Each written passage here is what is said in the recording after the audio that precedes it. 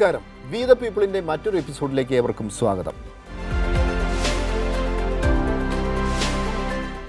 ഇന്നലെ രാജ്യതലസ്ഥാനമായ ന്യൂദില്ലി വേറിട്ട ഒരു പോരാട്ടത്തിന്, ഒരു സമരത്തിന് സാക്ഷ്യം വഹിച്ചു. വിഷയം കേരളവുമായി ബന്ധപ്പെട്ടതായിരുന്നു. കേരളം നേരിടുന്ന ഒരു അവഗണന, കേന്ദ്ര സർക്കാരിൽ നിന്നും നേരിടുന്ന ഒരു അവഗണന, അതിനെതിരെയുള്ള ഒരു സമരമായാണ് തുടങ്ങിയത്. എന്നാൽ ആ സമരം രാജ്യത്തിൻ്റെ ഒരു സമരമായി മാറി. ഏറെ ദേശീയ പ്രാധാന്യമാണ് ആ സമരത്തിന് ലഭിച്ചത്. 3 മുഖ്യമന്ത്രിമാർ ആ സമരത്തിൽ നേരിട്ട് പങ്കെടുത്തു. തമിഴ്നാട് മുഖ്യമന്ത്രി MK സ്റ്റാലിൻ ഐക്യദാർഢ്യം പ്രകടിപ്പിച്ചുകൊണ്ട് വീഡിയോ സന്ദേശം അയച്ചു. ഫറൂഖ് അബ്ദുള്ള മുതൽ കപിൽ സിബൽ വരെയുള്ള ദേശീയ നേതാക്കൾ ആ സമരത്തിൽ പങ്കാളിയായി. ഈ വിഷയമാണ് ഇന്ന് വി ദ പീപ്പിൾ ചർച്ച ചെയ്യുന്നത്. ഈ ചർച്ചയിൽ കൈരളി TV-യിലെ സീനിയർ ജേർണലിസ്റ്റായ സിജു സൂദൻ, അതുപോലെ കാവ്യ S. ബാബു, ഷമി പ്രഭാകർ ഈ പരിപാടിയിൽ ഒരു പുതുമുഖമാണ്. കൈരളി TV-യിലും കൈരളി ന്യൂസിലും ഒരു പുതുമുഖമാണ്. നേരത്തെ ഏഷ്യാനെറ്റിലും അതുപോലെ മാതൃഭൂമി ചാനലിലും എല്ലാം അദ്ദേഹം ജോലി ചെയ്തിരുന്നു. കേരളത്തിനകത്തും പുറത്തും മാധ്യമപ്രവർത്തനം നടത്തി ഏറെ പരിചയസമ്പത്ത് ഷമി പ്രഭാകരനുണ്ട്. അപ്പോൾ ആദ്യം സിജു സുഗതനിലേക്ക്. സിജു, ഇന്നിറങ്ങിയ ദേശീയ മാധ്യമങ്ങളെല്ലാം നമ്മൾ പരിശോധിച്ചു കഴിഞ്ഞാൽ അതിനകത്ത് അവരെല്ലാം തന്നെ ഇതൊരു കേരളത്തിൻ്റെ ഒരു സമരം എന്ന രീതിയിലല്ല അവതരിപ്പിക്കുന്നത്. മറിച്ച് ഒരു ദേശീയ തലത്തിലുള്ളൊരു സമരം, ഒരു ഫെഡറലിസം സംരക്ഷിക്കാനുള്ള ഒരു സമരം എന്ന രീതിയിലാണ് അവരെല്ലാം തന്നെ ഇത് മുന്നോട്ട് വയ്ക്കുന്നത്. ഇതിൻ്റെ തുടക്കം നമുക്കറിയാം. ഈ കേരളം ഒരു സമരം പ്രഖ്യാപിക്കുന്നു, മുഖ്യമന്ത്രി പ്രതിപക്ഷത്തെ ക്ഷണിക്കുന്നു. എന്നാൽ അതിനുമെല്ലാം അപ്പുറത്തേക്കുള്ള വലിയ ഒരു വ്യാപ്തി സമരത്തിന് കൈവന്നു. എന്താണ് അതിൻ്റെ ഒരു അടിസ്ഥാന കാരണം? ഒരുപക്ഷെ രാജേന്ദ്രൻ, എനിക്ക് തോന്നുന്നു സമീപ കാലഘട്ടത്തിൽ ഇന്ത്യ കണ്ട ഏറ്റവും വലിയൊരു പൊളിറ്റിക്കൽ ഇവൻ്റാണ് ഇന്നലെ കണ്ടത് എന്നുള്ളത് പറയേണ്ടി വരും. നമ്മൾ ഈ ഏത് സാഹചര്യത്തിലാണ് കേരളം ഈ ഒരു സമരവുമായി മുന്നോട്ട് വന്നതെന്ന് പരിശോധിക്കേണ്ടതുണ്ട്. കേരളത്തിന് ലഭിക്കേണ്ട ന്യായമായ ചില സഹായങ്ങൾ, കേന്ദ്രം നൽകേണ്ട കാര്യങ്ങൾ നിഷേധിക്കുമ്പോൾ അതിനെതിരെ ഒരു സമരമുഖം, പോർമുഖം തുറന്നുകൊണ്ട് വരികയാണ്. അതിന് കേരളം അവലംബിച്ച മാർഗങ്ങളിൽ ഒന്ന് കേരളത്തിലെ ജനങ്ങളെ ബോധ്യപ്പെടുത്തുക. അതിന് നവകേരള സദസ്സ് 140 മണ്ഡലങ്ങൾ കൂടി സഞ്ചരിച്ച് ജനങ്ങളെ ബോധ്യപ്പെടുത്തി. രണ്ടാമത്, ഈ കേന്ദ്ര സർക്കാർ കാട്ടുന്ന അവഗണനയ്ക്കെതിരെ സുപ്രീം കോടതിയിൽ ഒരു നിയമ പോരാട്ടത്തിന് പോയി. മൂന്നാമതാണ്, വലിയ തരത്തിൽ ദേശീയ തലസ്ഥാനത്തിലേക്ക് ചെന്ന് തന്നെ ഒരു വലിയ സമരമുഖത്തിന് തുടക്കമിട്ടു. പക്ഷേ കേരളം പ്രതീക്ഷിച്ചതിനേക്കാൾ, മറ്റ് രാഷ്ട്രീയ പാർട്ടികൾ പ്രതീക്ഷിച്ചതിനേക്കാൾ രാജ്യത്ത് രൂപപ്പെട്ടു വരുന്ന ഒരു പ്രതിപക്ഷ ഐക്യത്തിൻ്റെ ഒരു കൂട്ടായ്മയ്ക്കും ഒരു ഒരുമയ്ക്കും ഒരു വലിയ നാന്ദി കുറിക്കലായിരുന്നു ഇന്നലത്തെ ആ സമരം എന്ന് നമുക്ക് ബോധ്യപ്പെടുന്നുണ്ട്. അത് പരിശോധിക്കുമ്പോൾ നമുക്കറിയാം, അതിന് തൊട്ട് മുമ്പ് 7-ാം തീയതി കേരളം സമരം പ്രഖ്യാപിച്ച് അതിനും ദിവസങ്ങൾക്ക് ശേഷമാണ് കർണാടക ഒരു സമരം പ്രഖ്യാപിക്കുകയും 7-ാം തീയതി അവർ ദില്ലിയിൽ ഒരു സമരം നടത്തുകയും ചെയ്തു. കർണാടക ആരാണ് ഭരിക്കുന്നത്? കോൺഗ്രസ് ആണ്. സമരം ആഹ്വാനം ചെയ്തത് കോൺഗ്രസ് സർക്കാരാണ്.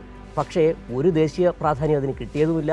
കോൺഗ്രസ് എന്ന് പറയുന്ന രാഷ്ട്രീയ പാർട്ടി നമുക്കറിയാം, ഇന്ത്യയിലെ ഏറ്റവും വലിയ രാഷ്ട്രീയ പ്രസ്ഥാനമായിരുന്ന ആ കോൺഗ്രസ് എവിടെ എത്തി നിൽക്കുന്നു എന്നതിൻ്റെ ഒരു സൂചകം കൂടിയായിരുന്നു ആ കർണാടക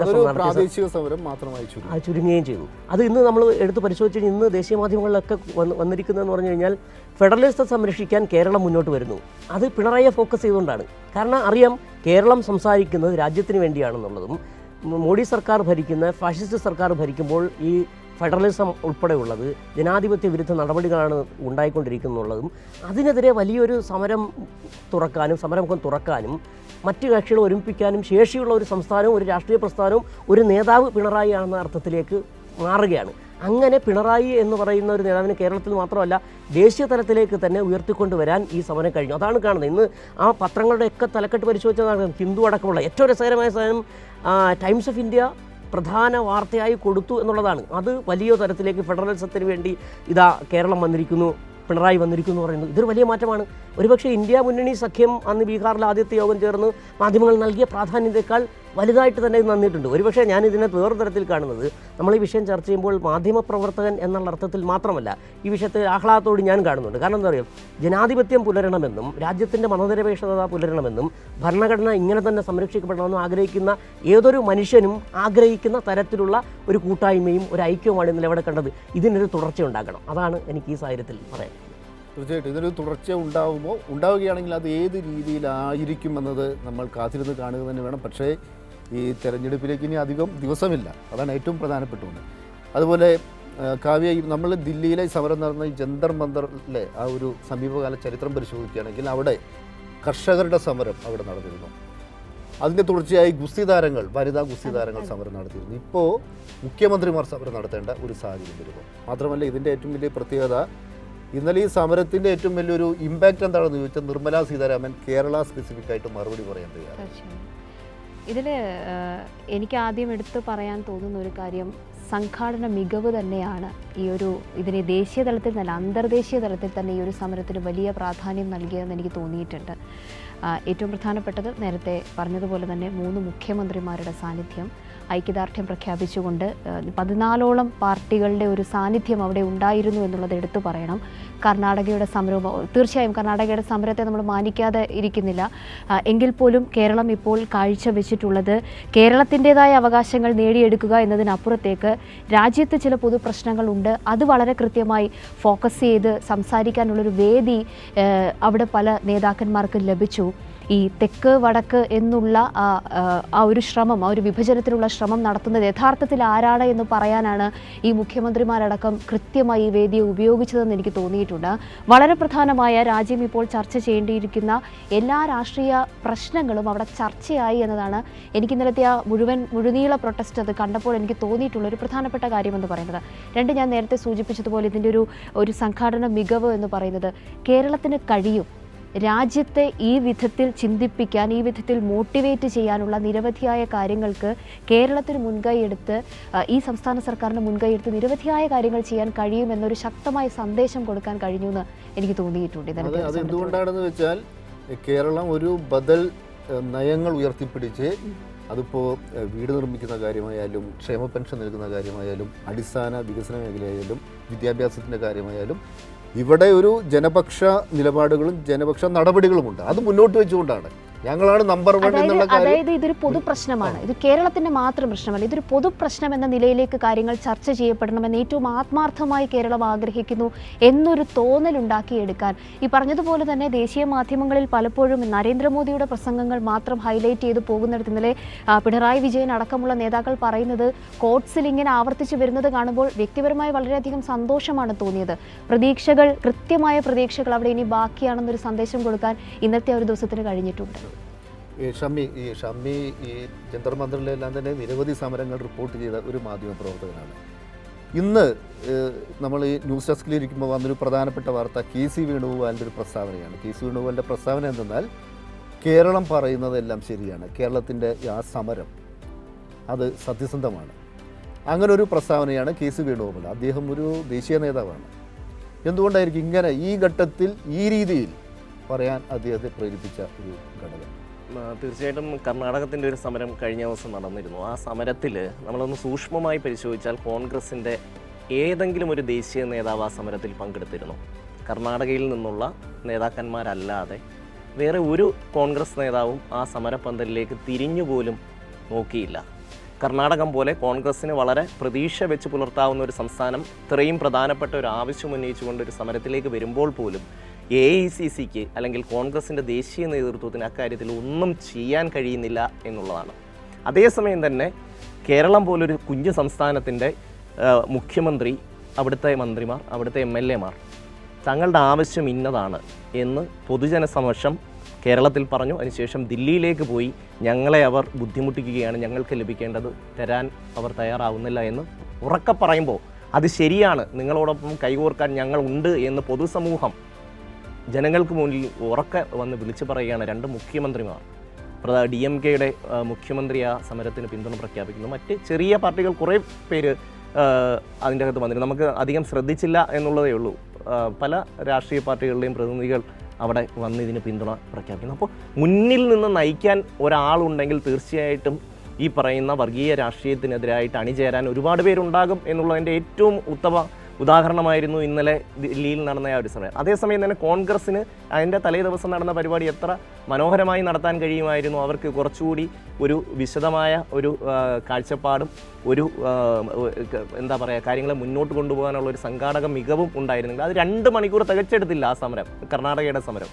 അവർ ഒരു കൊച്ചൊരു പന്തലിട്ടു, ഒരു ടോക്കൺ പോലെ വന്ന് അവിടെ വന്നിരുന്നിട്ട് പോയി. പക്ഷേ അവർക്ക് ആ ഒരു സമരം കൊണ്ട് ദേശീയ തലത്തിൽ ഉണ്ടാകുക, രാഹുൽ ഗാന്ധി അടക്കമുള്ള നേതാക്കൾ ആ പരിപാടിയിൽ, കർണാടകയുടെ പരിപാടിയിൽ പങ്കെടുത്തിരുന്നെങ്കിൽ, അതല്ല ഇനിയിപ്പം കേരളം നടത്തുന്ന ഒരു പരിപാടിയിൽ പോലും കോൺഗ്രസിൻ്റെ നേതാക്കന്മാരൊന്ന് വന്ന് പങ്കെടുത്തിരുന്നു, തീർച്ചയായിട്ടും അവർക്ക് തന്നെ അതിൻ്റെ അകത്തൊരു മുൻകൈ കിട്ടുമായിരുന്നു. പക്ഷേ കേരളത്തിലെ സങ്കുചിത താല്പര്യമുള്ള കോൺഗ്രസ് നേതാക്കൾ ഒന്നും സമ്മതിക്കില്ല. രാഹുൽ ഗാന്ധിയെ കഴിഞ്ഞ തെരഞ്ഞെടുപ്പിൽ അവർ കൊണ്ടുവന്ന് വയനാട്ടിൽ മത്സരിപ്പിക്കാൻ കേരളത്തിൽ നിന്നുള്ള ചില പ്രമുഖ കോൺഗ്രസ് നേതാക്കളാണ് വലിയ പങ്ക് വഹിച്ചത്. അതോടുകൂടി കോൺഗ്രസിൻ്റെ ഇന്ത്യയിലെ ഏതാണ്ട് അതിൻ്റെ തകർച്ചയുടെ തുടക്കം കഴിഞ്ഞു. അതുപോലെ ഇപ്പോഴും ദേശീയ തലത്തിൽ നരേന്ദ്രമോദി സർക്കാർ പ്രതിപക്ഷ സർക്കാരുകളോട് സ്വീകരിക്കുന്ന സമീപനം തുറന്നു കാട്ടാനുള്ള അവസരമായിരുന്നു. പക്ഷേ അവരത് വിനിയോഗിച്ചിട്ടില്ല. നമ്മൾ ഈ കർണാടക വിഷയവുമായി ബന്ധപ്പെട്ട് കർണാടകത്തിലെ കോൺഗ്രസ് നേതാക്കൾ അവിടെ ഒരു സമരം നടത്തി, 2 മണിക്കൂർ നീണ്ടുന്ന സമരം. നമ്മൾ മനസ്സിലാക്കേണ്ടത് കഴിഞ്ഞൊരു 10 വർഷക്കാലത്തിനിടയിൽ കോൺഗ്രസ് ദില്ലിയിൽ തലസ്ഥാന നഗരിയിൽ വലിയ ജനപങ്കാളിത്തത്തോടുകൂടി ഒരേ ഒരു സമരമാണ് നടത്തിയിട്ടുള്ളൂ. ഇപ്പോൾ കർഷകരുടെ സമരം നടന്നു, അവിടെ കോൺഗ്രസ് ഉണ്ടായിരുന്നില്ല. ഗുസ്തി താരങ്ങളുടെ സമരം ഉണ്ടായിരുന്നു, ഇടയ്ക്കൊന്ന് പോയി എത്തി നോക്കിയെന്നല്ലാതെ ആ സമരം ഏറ്റെടുക്കാൻ തയ്യാറായിരുന്നില്ല. പക്ഷേ നമ്മൾ സമരങ്ങളുടെ ചരിത്രം പരിശോധിച്ചാൽ ഒരേ ഒരു സമരം, അത് ഈ സോണിയാഗാന്ധിയെയും രാഹുൽ ഗാന്ധിയെയും എല്ലാം ചോദ്യം ചെയ്യാൻ വിളിപ്പിച്ചു. കേന്ദ്ര അന്വേഷണ ഏജൻസികൾ ചോദ്യം ചെയ്യാൻ വിളിപ്പിച്ചു. ആരെ? സോണിയാഗാന്ധിയെയും രാഹുൽ ഗാന്ധിയെയും. അത് വന്നപ്പോൾ മാത്രമാണ് കോൺഗ്രസ് ഒന്നങ്ങോട്ട് ഇളകിയത്.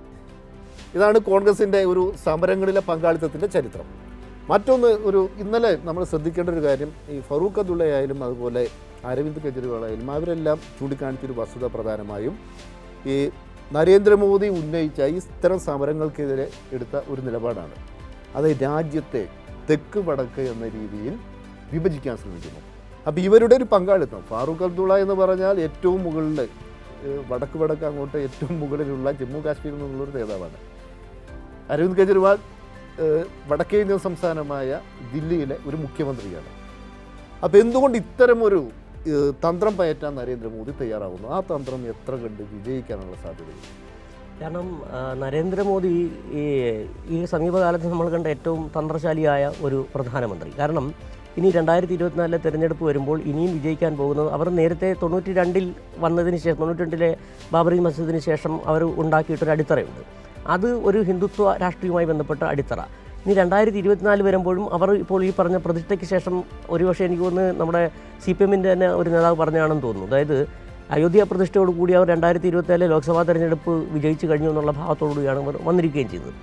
ഇപ്പോൾ ഈ ഇന്ത്യ മുന്നണി സഖ്യം രൂപപ്പെട്ട് വരികയും ഒരു എതിർപ്പിൻ്റെ ഒരു BJP വിരുദ്ധമായ ഒരു സഖ്യം രൂപപ്പെട്ട് വരുന്ന സാഹചര്യത്തിൽ ഇനി ഇവർക്ക് എന്താണ് ചെയ്യാൻ കഴിയുക എന്നുള്ളത്, അവർ ഇതിനെ പൊളിക്കുക എന്നുള്ളൊരു തന്ത്രം അവരുടെ മുന്നിലുണ്ട്. അത് കർണാടകത്തിലൊരു മന്ത്രി ആണെന്ന് പറഞ്ഞൊരു സംഭവമാണ്, ഇങ്ങനെ വേറെ സംസ്ഥാനമായി മാറുക എന്നുള്ളത് പറഞ്ഞു. ഇത് എടുത്തു വെച്ചുകൊണ്ടാണ് ഇങ്ങനെ വളരെ കൃത്യമായ ഒരു പൊളിറ്റിക്കൽ കമൻറ്റാണ് നടത്തിയത്. അതെ, ഒരു കമൻറ്റാണ്. അത് നരേന്ദ്രമോദി എടുത്തു, സംഘപരിവാർ എടുത്തു, തെക്ക് വടക്ക് എന്ന് പറഞ്ഞ സാധനത്തിലേക്ക് കൊണ്ടുവരിക. ഇത് വളരെ കൃത്യമായ പൊളിറ്റിക്കൽ മോറ്റീവായിട്ട് കൊണ്ടുവന്നതാണ്. ഇത് ഞാൻ പറഞ്ഞു വന്നൊരു വിഷയം എന്ന് പറഞ്ഞാൽ, ഇതിലേക്ക് വരുമ്പോഴും കോൺഗ്രസ് നേരത്തെ ഷമ്മി പറഞ്ഞൊരു വിഷയമാണ്, ചരിത്രപരമായി ചരിത്രപരമായ മണ്ടത്തരങ്ങൾ കാണിക്കുന്ന ഒരു പാർട്ടി. ഇതിനകത്ത് ഒരുപക്ഷെ ഏറ്റവും അധികം ഈ ഒരു ഇഷ്യൂ ഉണ്ടാകുമ്പോൾ വലിയ നേട്ടങ്ങൾ ഉണ്ടാക്കാൻ കഴിയുമായിരുന്നൊരു പാർട്ടിയായിരുന്നു കോൺഗ്രസ്. കാരണം ഈ നേരത്തെ രാജേന്ദ്രൻ പറഞ്ഞ പോലെ ഒരു സമരങ്ങൾ ഏറ്റെടുത്തിട്ടില്ലാത്ത, ഈ കഴിഞ്ഞ ഒരു ദശകത്തിനിടയ്ക്ക് ഒരു സമരം ഏറ്റെടുത്തിട്ടില്ലാത്ത കോൺഗ്രസ്സിന് കിട്ടിയൊരു അവസരമായിരുന്നു ഇത്. എല്ലാ ഈ പറയുന്ന സംസ്ഥാനങ്ങളൊക്കെ യോജിപ്പിച്ച പ്രശ്നം എന്താണ്? പൊതുവായ പ്രശ്നമുണ്ട്. ആ പൊതുവായ പ്രശ്നം എന്താണ്? ഫെഡറലിസത്തെ തകർക്കുക, സംസ്ഥാനങ്ങളെ തകർക്കുക. അതിനായി ഒരുമിച്ച് രാഷ്ട്രീയ പാർട്ടികൾ വരുമ്പോൾ അതിന് നേതൃത്വം കൊടുക്കാൻ കോൺഗ്രസ്സിന് കഴിയണമായിരുന്നു. ആ കോൺഗ്രസ് അത് ചെയ്തില്ല. പക്ഷേ കോൺഗ്രസ് ഇങ്ങനെ ഒരു രാഷ്ട്രീയ സാഹചര്യം രൂപപ്പെട്ട് വരുന്നുണ്ടെന്നും സഖ്യങ്ങൾ രൂപപ്പെട്ട് വരുന്നുണ്ടെന്നും അത് ദക്ഷിണേന്ത്യ കേന്ദ്രീകരിച്ചുള്ള രാഷ്ട്രീയ പാർട്ടികളാണ് വരുന്നത് എന്ന് പറയുമ്പോൾ അവിടെ നരേന്ദ്രമോദിക്ക് പറയാൻ കഴിയുന്നത് ഏക കാര്യം ഇതാണ്, തെക്ക് വടക്ക് എന്നുള്ളത്. അത് കൃത്യമായി നരേന്ദ്രമോദി പ്രയോഗിക്കുകയും ചെയ്തു. അതിന് കൗണ്ടർ പറഞ്ഞത് ഇന്നലെ പിണറായി തന്നെയാണ്. അതാണ് ശ്രദ്ധിക്കപ്പെടേണ്ട വസ്തുത. ഇത് തെക്കിൻ്റെ വടക്കിൻ്റെ പ്രശ്നമല്ല, ഓരോ സംസ്ഥാനത്തിൻ്റെ പ്രശ്നമാണ്, ഓരോ സംസ്ഥാനത്തിൻ്റെ അവകാശത്തിൻ്റെ പ്രശ്നമാണ്. അങ്ങനെ ആ ഒരു പ്രശ്നം രൂപപ്പെട്ട ഒരു സമൂർത്ത സാഹചര്യം രൂപപ്പെട്ടിരിക്കുമ്പോൾ അതിനുവേണ്ടി എല്ലാ രാഷ്ട്രീയ വിശ്വാസങ്ങൾക്കും ഉപരിയായിട്ട് യോജിക്കേണ്ട ഒരു സാഹചര്യമുണ്ട്. അവിടെ നമുക്ക് പരിശോധിക്കാവുന്നൊരു വിഷയമുണ്ട്. പണ്ട് കാലങ്ങളിൽ ഉത്തരേന്ത്യയിലേക്ക് CPM എന്ന് പറയുന്നത് CPM-നെ അടുപ്പിക്കില്ല, പത്രങ്ങൾ പോലും അടുപ്പിക്കില്ല CPM-ൻ്റെ നേതാവ് പറഞ്ഞു. ഇപ്പോൾ അതല്ല, വിഷയം മാറിക്കഴിഞ്ഞു. കമ്മ്യൂണിസ്റ്റ് പാർട്ടി എന്നുള്ളതല്ല, കേരളം എന്നുള്ള വിഷയമൊന്നുമല്ല, വലിയൊരു വിഷയം വന്നിരിക്കുകയാണ്. വലിയ ഭീഷണിയിലാണ് രാജ്യം. അതിനേരം ഒന്നിക്കാൻ ഇതാ വന്നിരിക്കുന്നു, അതിന് നയിക്കാൻ കേരളമുണ്ട്, അവിടെ പിണറായി ഉണ്ടെന്ന് പറയുന്ന തരത്തിലേക്ക് വരുമ്പോൾ മോദിക്ക് അവിടെ പറയാൻ കഴിയുന്നത് ഈ പറയുന്ന സാധനമാണ്. എന്താണ്? തെക്ക് വടക്ക്. അത്തരത്തിലുള്ള ഭിന്നിപ്പ് മോദി ഇനി തുടരുകയും ചെയ്യും. ഇന്ത്യ ടുഡേയുടെ ഒരു സർവേ ഉണ്ട്. സർവേ മഹാരാഷ്ട്രയെ കേന്ദ്രീകരിച്ച് 22 സീറ്റുകൾ BJPക്ക് നഷ്ടപ്പെടുമെന്നാണ് ആ സർവേ ചൂണ്ടിക്കാണിക്കുന്നു. 25 സീറ്റുകൾ BJP നഷ്ടപ്പെടും. സാധ്യമായ സീറ്റുകളൊക്കെയും നേടിയെടുത്ത് കഴിഞ്ഞു. ഇനിയുള്ളത് എന്ത് എന്ന് ചോദിക്കുമ്പോൾ വളരെ കൃത്യമായി ഈ തെക്കേ ഇന്ത്യൻ സംസ്ഥാനങ്ങളിൽ ഏത് നിലയ്ക്കുള്ളൊരു രാഷ്ട്രീയ ആയുധം പ്രയോഗിക്കണം എന്നൊരു വലിയ പ്രധാനപ്പെട്ടൊരു ചോദ്യം വരുന്നു. കേരളം പോലൊരു ചെറിയ സംസ്ഥാനത്തിൻ്റെ നേതൃത്വത്തിൽ ദില്ലിയിൽ പോയി എന്ന് നിങ്ങൾ കാണിക്കുന്നത് ശരിയല്ല, നിങ്ങൾ ഈ സംസ്ഥാനങ്ങളോട് കാണിക്കുന്നത് അനീതിയാണെന്ന് ഉറക്കെ പറയാൻ കഴിവുള്ള ഒരു മുഖ്യമന്ത്രിയും ഒരു സംസ്ഥാനവും ഉയർന്നു വരുന്നു എന്നുള്ളത് ഈ വന്ന കാലത്ത് ഈ ഒരു വലിയ കാര്യം തന്നെയല്ല. ഏതാണ്ടൊരു ഈ തെരഞ്ഞെടുപ്പ് ജയിച്ചു എന്നൊരു പ്രതീതിയാണ് പല BJP നേതാക്കൾക്കും ഈ കേന്ദ്ര സർക്കാരിനും കേന്ദ്ര മന്ത്രിമാർക്കും എല്ലാം ഉള്ളത്. അപ്പോൾ ഇന്നലെ വന്നൊരു വാർത്ത, ഇന്ത്യ ടുഡേയുടെ ഒരു സർവേ ഉണ്ട്. സർവേ മഹാരാഷ്ട്രയെ കേന്ദ്രീകരിച്ച് 22 സീറ്റുകൾ BJPക്ക് നഷ്ടപ്പെടുമെന്നാണ് ആ സർവേ ചൂണ്ടിക്കാണിക്കുന്നത്. 25 സീറ്റുകൾ BJPക്ക് നഷ്ടപ്പെടും. അപ്പോൾ എനിക്ക് തോന്നുന്നത് ഈ പ്രതിപക്ഷ പാർട്ടികളെ 48 സീറ്റുണ്ട്. അതെ, കഴിഞ്ഞ തവണ തൂത്തുവാരിയത്. ഇതിൻ്റെ പ്രത്യേകത എന്തെന്നാൽ BJPയെ സംബന്ധിച്ച് ആശങ്കപ്പെടുത്തുന്ന ഒരു വലിയൊരു വസ്തുതയുണ്ട്. BJPയുടെ ശക്തി കേന്ദ്രങ്ങളെല്ലാം കഴിഞ്ഞ തവണ തൂത്തുവാരിയത്. ഇപ്പോൾ ഗുജറാത്ത് എല്ലാ സീറ്റിലും അവർ ജയിച്ചു, രാജസ്ഥാൻ എല്ലാ സീറ്റിലും ജയിച്ചു, UPയിൽ നാമമാത്രമായ കുറച്ച് സീറ്റുകളെല്ലാം തൂത്തുവാരി, ഡൽഹി തൂത്തുവാരി, ഹരിയാന തൂത്തുവാരി, ഉത്തരാഖണ്ഡ് തൂത്തുവാരി, ഹിമാചൽ പ്രദേശ് തൂത്തുവാരി, മധ്യപ്രദേശ് തൂത്തുവാരി. അപ്പോൾ ഇവിടെ അവരുടേതായ പ്രദേശങ്ങളെല്ലാം തൂത്തുവാരി. ഇനി അവിടുന്ന് കൂടുതലൊന്നും കിട്ടാനില്ല. അപ്പോൾ അവിടെ ഇപ്പോൾ ഈ മഹാരാഷ്ട്രയിൽ ഒരു 22 സീറ്റ് നഷ്ടപ്പെടുക എന്ന് പറഞ്ഞാൽ ഉത്തർപ്രദേശിൽ അത് നഷ്ടപ്പെടും, ബീഹാറിൽ സീറ്റ് കുറയും. ബീഹാറിൽ യാതൊരു സംശയം വേണ്ട, സീറ്റ് കുറയും. ഉത്തർപ്രദേശിൽ ബാക്കിയുള്ള സീറ്റ് കൂടി കിട്ടാനായിരിക്കാം ഒരുപക്ഷെ RLDയെ കൂടി സഖ്യത്തിലേക്ക്. ഞാൻ ഇതിനകത്ത് BJPക്ക് ഇപ്പോൾ ഒരു അമിതമായ ആത്മവിശ്വാസം ഉണ്ടെങ്കിൽ ഈ ഒരു സംശയം വേണ്ട, ഈ RLDയെ ഒപ്പം പിടിക്കേണ്ട ഒരു ആവശ്യമേ ഇല്ല. അവർക്ക് 2 സീറ്റ് കൊടുത്തിരിക്കുന്നു, അതിൻ്റെ ആവശ്യമില്ലല്ലോ. അപ്പോൾ ഈ മാധ്യമങ്ങൾ, മുഖ്യധാരാ മാധ്യമങ്ങൾ, പ്രത്യേകിച്ച് ദേശീയ മാധ്യമങ്ങൾ മുന്നോട്ട് വയ്ക്കുന്ന ഒരു പൊതുചിത്രമല്ല താഴെത്തട്ട്. അതിൻ്റെ ഏറ്റവും വലിയ ഉദാഹരണമാണ് ഞാൻ ഈ പറഞ്ഞ ഈ സർവേ റിപ്പോർട്ടും അതുപോലെ ഈ വളരെ ചെറിയ പാർട്ടികളെ പോലും എന്ത് വില കൊടുത്തും ഈ ഒപ്പം നിർത്താനുള്ള തന്ത്രങ്ങൾ. അപ്പോൾ ഇതിനോടൊപ്പം തന്നെ നമ്മൾ ഇന്നലെ ഈ കേരളത്തിൻ്റെ വലിയൊരു സമരം, കേരളം മുൻകൈ എടുത്ത് ആരംഭിച്ച വലിയൊരു സമരം നടക്കുന്നു. ഇതിൻ്റെയൊക്കെ തുടർച്ചയായി ഇന്ന് വേറൊരു കാര്യം കൂടി, അത് അതായത് ഒരുപക്ഷെ ചരിത്രത്തിൽ ആദ്യമായിട്ടായിരിക്കാം, പണ്ട് നടന്നിട്ടുണ്ടോ എന്നറിയില്ല, ഒരു ദിവസം 3 പേർക്കാണ് ഭാരതരത്ന.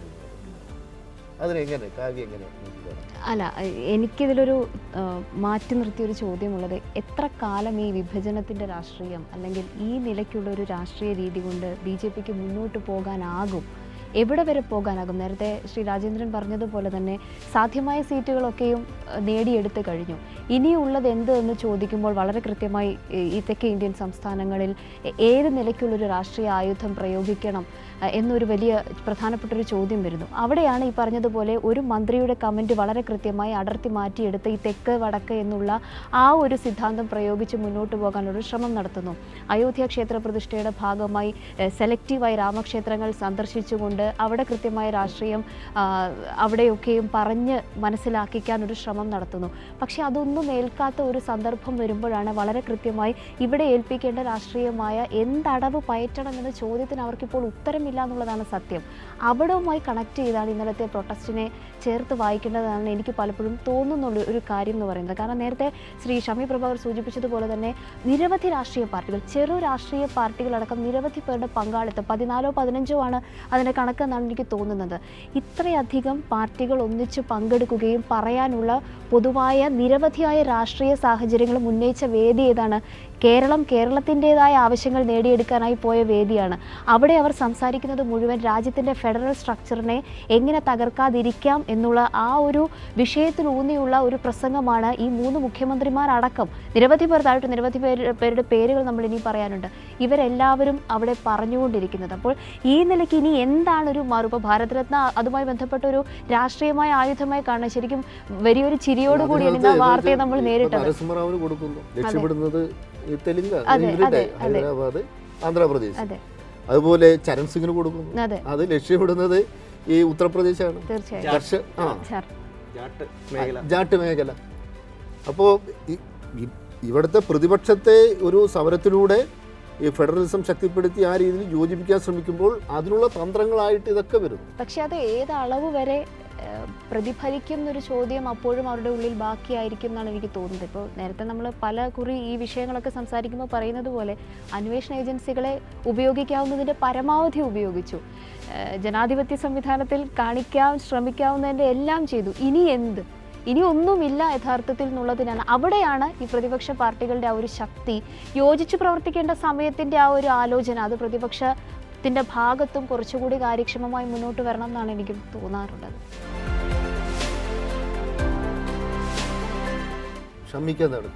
അല്ല, എനിക്ക് ഇതിൻ്റെ വേറൊരു വശമാണ് ഞാൻ ആലോചിച്ചത്. ഇപ്പം ഇന്ത്യ സഖ്യത്തിൻ്റെ ഭാഗമായി നിന്ന പ്രധാനപ്പെട്ട കക്ഷികളെ എല്ലാം ഒന്നൊന്നായി ഇവർ ഇങ്ങനെ ഇളക്കി എടുത്തുകൊണ്ട് വരുമ്പോൾ കേരളം പോലൊരു ചെറിയ സംസ്ഥാനത്തിൻ്റെ നേതൃത്വത്തിൽ ദില്ലിയിൽ പോയി എന്ന് നിങ്ങൾ കാണിക്കുന്നത് ശരിയല്ല, നിങ്ങൾ ഈ സംസ്ഥാനങ്ങളോട് കാണിക്കുന്നത് അനീതിയാണെന്ന് ഉറക്കെ പറയാൻ കഴിവുള്ള ഒരു മുഖ്യമന്ത്രിയും ഒരു സംസ്ഥാനവും ഉയർന്നു വരുന്നു എന്നുള്ളത് ഈ വന്ന കാലത്ത് ഈ ഒരു വലിയ കാര്യം തന്നെയല്ല. നമ്മളിപ്പോൾ നോക്കുമ്പോൾ നിതീഷ് കുമാറിനെ പോലെ ഇത്രയും പ്രബലനായ ഒരാൾ ഒരു ഉളുപ്പുമില്ലാതെയാണ് 9ാമത്തെ പ്രാവശ്യം വീണ്ടും തിരിച്ച് NDAയിലേക്ക് പോയി സത്യപ്രതിജ്ഞ ചെയ്തു വരുന്നു.